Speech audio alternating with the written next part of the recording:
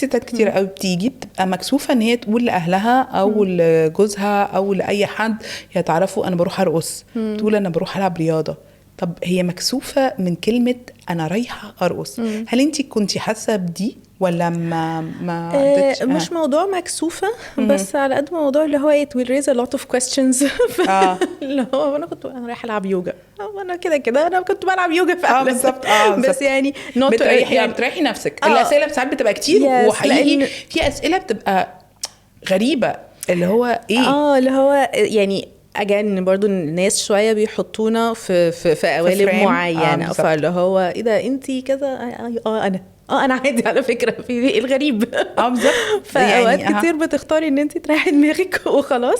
بس لا يعني at least the close people and so on، لا دول اللي هم كانوا مبسوطين وبيشجعوني وبيشوفوا اللي هو شايفين الامباكت بتاعه عليا، فاللي هو لا keep it up keep going and so on.